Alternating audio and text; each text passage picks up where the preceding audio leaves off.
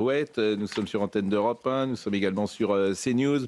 On avait prévu de continuer avec Donald Trump et le cadeau et le plan de paix, mais quand même un mot sur David Lisnard, si vous le souhaitez, parce que c'est pas rien, Thomas Bonnet.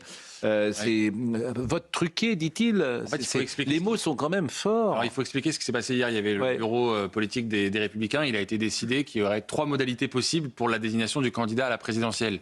Soit faire du président du parti le candidat naturel, c'est-à-dire Bruno Retailleau, soit une primaire fermée, donc seulement aux adhérents des LR, soit une primaire ouverte aux sympathisants LR. Et donc David Lisnard, on le voit, il estime qu'il y a dans cette façon de désigner le candidat un vote truqué, c'est sa formule, truqué, pour dire que en fait quasiment les 3 options mènent à ce que ce soit Bruno Retailleau qui soit désigné. Or David Lisnard, vous le savez, veut être candidat et veut un mode de désignation qui soit donc plus large. Il inclut, comme Laurent Wauquiez d'ailleurs, Reconquête et un peu sur peut-être... Et Laurent Wauquiez, c'est intéressant ce qu'il a dit. Vraiment, hier, j'ai trouvé intéressant. Il a rappelé qu'à l'époque, on allait de Philippe de Villiers à Jean-Louis Borloo, à droite, c'est ce qu'il a dit. Ouais. Et effectivement... Moi, je pense qu'il faut 2 primaires. Il n'en faut pas qu'une. Non, mais je plaisante pas. Mais ne prenez pas cette attitude. Une primaire sur la primaire. Je pense qu'il faut qu'il y ait une primaire au sein des LR pour dégager le candidat LR, qui ira affronter dans le cadre d'une primaire de la droite avec d'autres représentants comme Horizon. Il n'y aura pas 2 candidats d'Horizon, il y aura Édouard Philippe. Il n'y aura pas 2 candidats de Reconquête, il y aura Sarah Knafo ou Éric Zemmour. Il ne faut pas qu'il y ait plusieurs candidats LR dans le cadre d'une primaire. Moi, je propose qu'il y ait une usine à gaz. Vous avez raison. La Saint-Georges. Voilà. Un combat dans la boue. Non, mais vous rigolez, mais c'est un peu l'idée des LR. C'est-à-dire que dans ce qui a été décidé hier, c'était un peu l'idée de Georges. C'était la primaire avant la primaire. Il faut une primaire au sein des LR d'abord. Savoir qui va conduire la famille issue du gaullisme, des LR, aux primaires générales de la droite. En fait, la vérité, c'est que les LR... Un seul candidat. Mais pourquoi cette étape préliminaire? Pourquoi tout le monde s'aligne pas dans le cadre? Parce qu'il n'y a pas de candidat naturel aujourd'hui qui se dégage. Parce qu'il n'y a plus de cohérence idéologique au sein des LR, c'est ça la vérité. C'est que David Lisnard et Xavier Bertrand, ils n'ont rien à voir. Enfin, rien à voir, j'exagère. Ils ne sont pas du tout sur la même ligne. Donc en fait, Xavier Bertrand, Valérie Pécresse, Jean-François Copé n'ont rien à voir avec David Lisnard. On est au cœur du vrai sujet. Sarah Knafo. Je veux dire, ce sont les militants qui décideront. La clarification, c'est que les militants, à 70%, ils souhaiteraient que les électeurs, que le LR passe des accords avec le RN et avec toutes les familles de droite. C'est encore un autre sujet. C'est le sujet, en fait. C'est le sujet. C'est le sujet. Voilà. Le sujet, c'est l'union des droites. Si vous ne l'avez pas compris, vous n'avez rien compris. Pardonnez-moi de le dire comme ça. C'est l'union des électeurs de droite. L'union. Pas des partis. C'est l'union des droites. Voilà. C'est ça le sujet. Et on l'a vu à Marseille, où Madame Vassal, qui a raconté n'importe quoi en plus, qui a dit qu'elle se maintenait pour faire la métropole, à peine le vote était-elle fait, qu'elle a abandonné la métropole. Donc elle a fait perdre M. Alizio. Même si elle s'était retirée. Mais vous n'en savez rien, et moi non plus. 40 plus 5, ça fait 45. Oui, vous n'en savez rien, parce qu'après, il y a des forces, il y a des... C'est pas de l'arithmétique, vous le savez bien. Bon, et le problème des électeurs de droite, c'est le préférable ou le détestable. On vote pour le préférable ou le détestable, donc ils préfèrent effectivement Alizio à Payan à Marseille, l'électeur de droite. Voilà. Enfin, c'est passé maintenant. Ah oui, mais c'est passé. Oui, en face, vous avez une élection majeure, qui est l'élection présidentielle. Allez, on revient donc, ce qui n'est pas passé, c'est l'Iran. Et écoute, on va voir le sujet avec le plan de paix, si vous le voulez bien, de Mathilde Ibanez, et vous allez me dire si vous validez le sujet de notre excellente consoeur Mathilde Ibanez, plan de paix. Alors que la guerre au Moyen-Orient se poursuit, les échanges entre Washington et Téhéran continuent en coulisses. Le président américain évoque même un plan de paix en 15 points avec l'Iran, négocié par l'entremise du Pakistan. Donald Trump s'est montré optimiste quant aux chances de parvenir à un accord. Ils vont conclure un accord. Ils ont fait quelque chose d'incroyable en fait. Ils nous ont offert un cadeau. C'était un très gros cadeau, d'une valeur inestimable.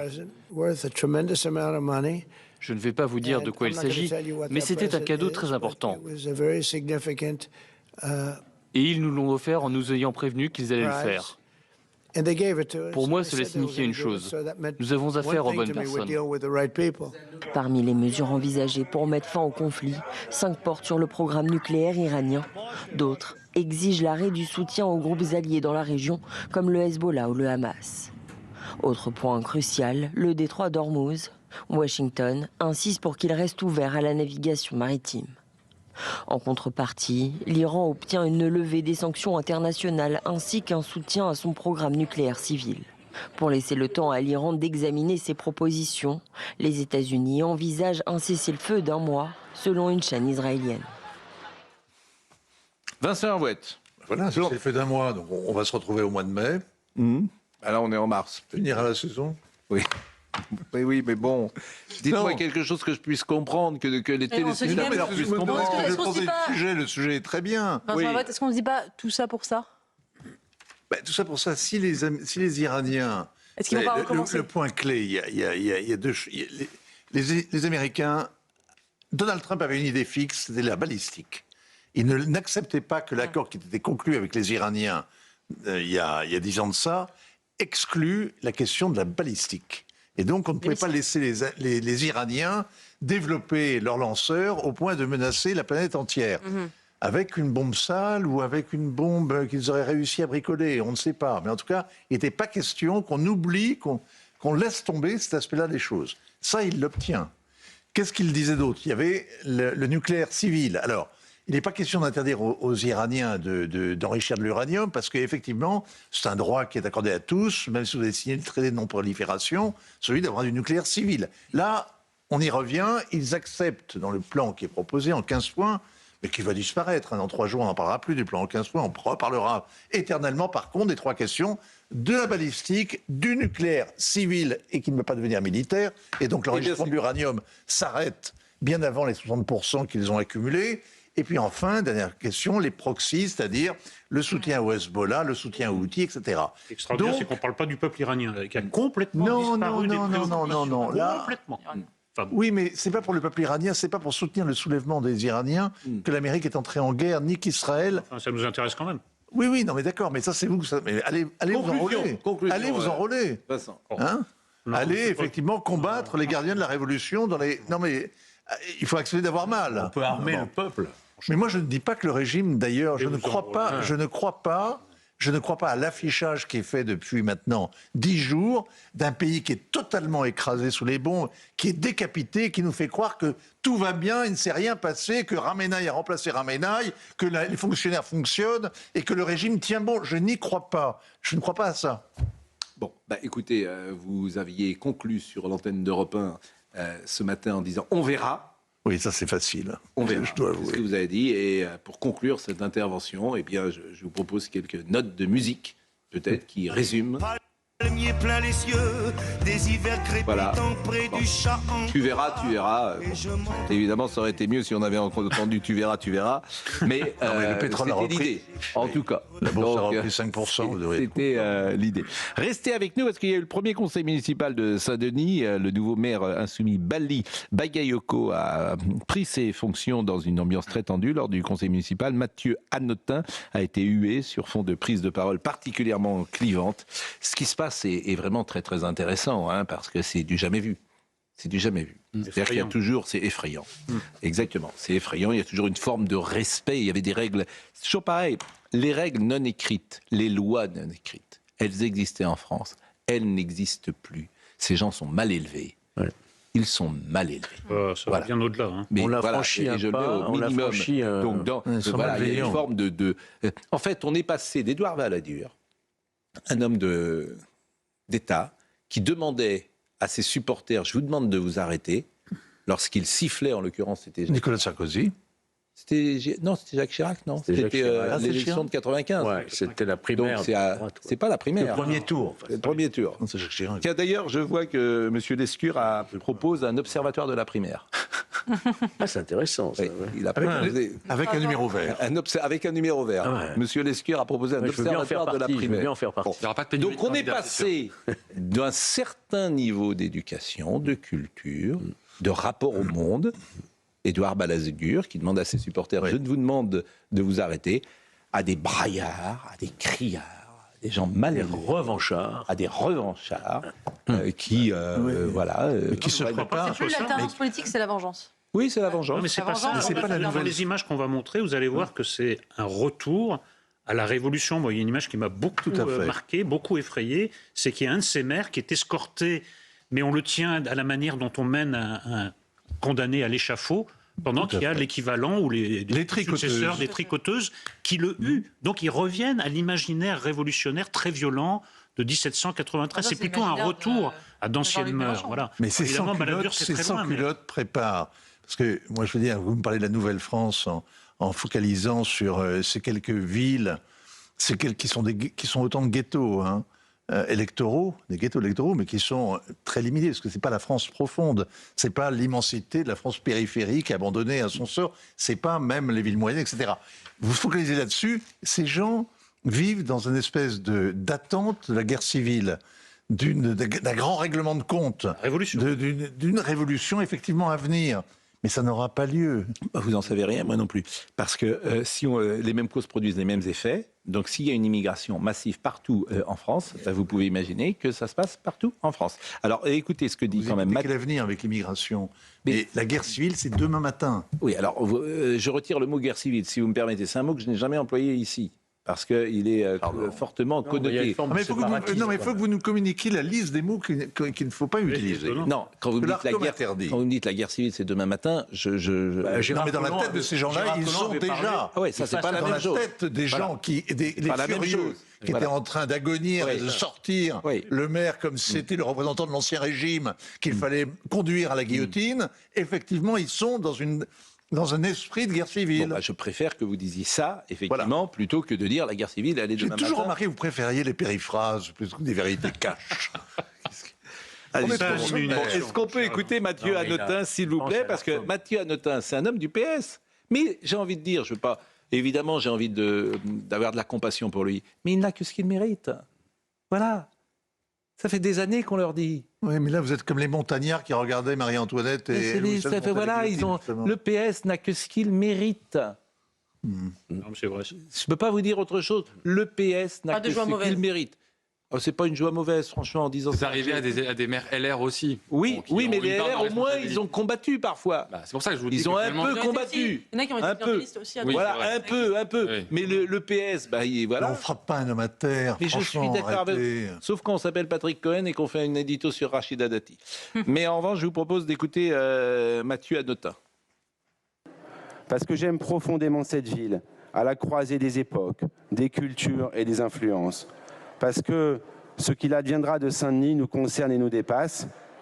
Je vous laisse un héritage, mais je ne vais nulle part, car peu importe mon rôle, c'est ici ma place. Merci beaucoup.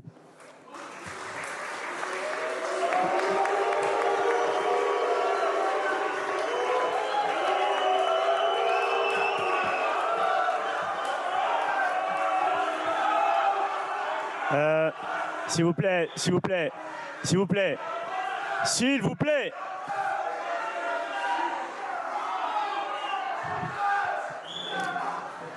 Alors, s'il vous plaît, on va reprendre la séance. Il dit s'il vous plaît, mais il ne leur demande pas de s'arrêter. Monsieur Hanotin, c'était le directeur de campagne de Benoît Hamon. Et voilà, il a ce qu'il mérite. La révolution dévore ses enfants. La révolution dévore ses enfants. Donc voilà, ils se sont trompés, complètement trompés, et puis ils sont dehors maintenant. Et voilà, ils continuent. Alors, Elsa Marcel, elle est de Révolution Permanente. Alors elle, c'est un cas. Eh ben, oui, Révolution Permanente est un cas. Hein. Oui, écoutez ce qu'a dit cette jeune femme. C'était le premier conseil municipal à Saint-Denis hier. Bonjour. Au nom de Révolution Permanente, je voudrais commencer par dire que nous sommes très heureux de la défaite du Parti Socialiste et de Mathieu Hanotin.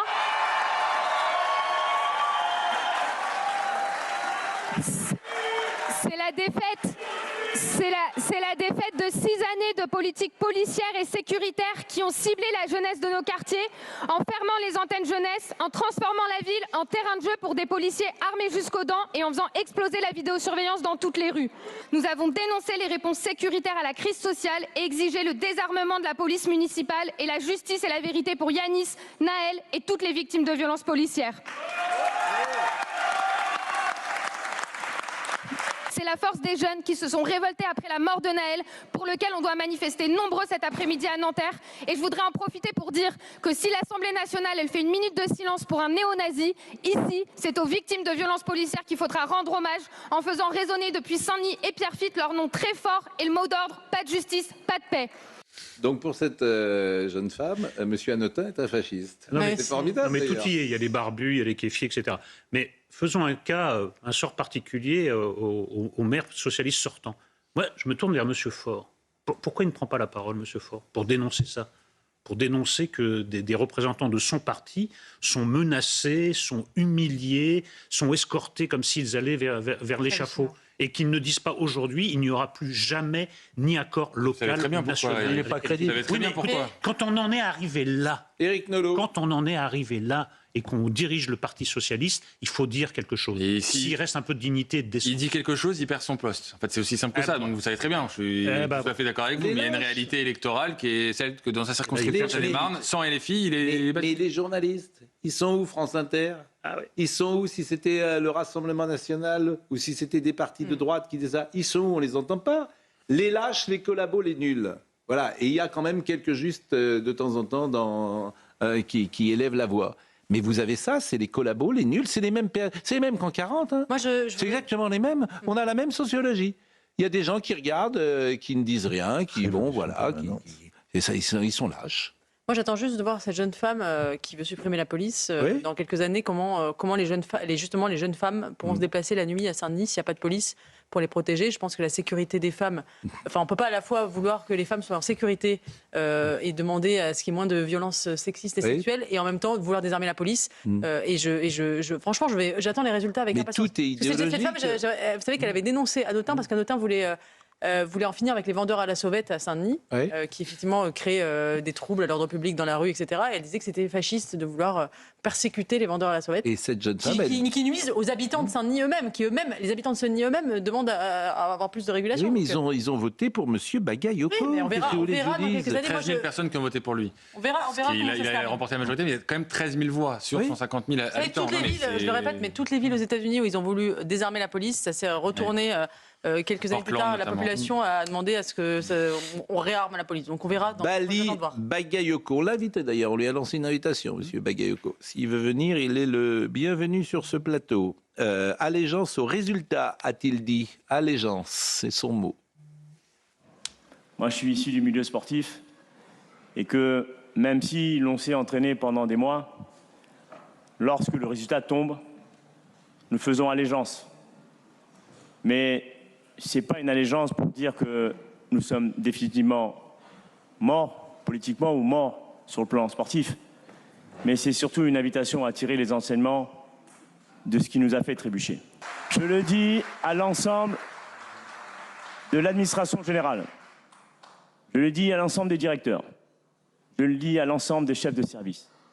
À l'ensemble des agents. Nous avons besoin de vous.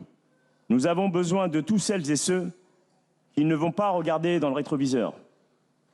Pas celles et ceux qui vont tenter de remettre un programme qui a été battu dans les urnes. Et donc, ces personnes-là, si c'est votre projet, nous n'aurons pas d'autre solution que, bien sûr, de nous en séparer. Bien sûr, avec le cadre légal qui s'impose. Voilà. Bon, les purges ont commencé. C'est dictatorial, ça c'est la purge.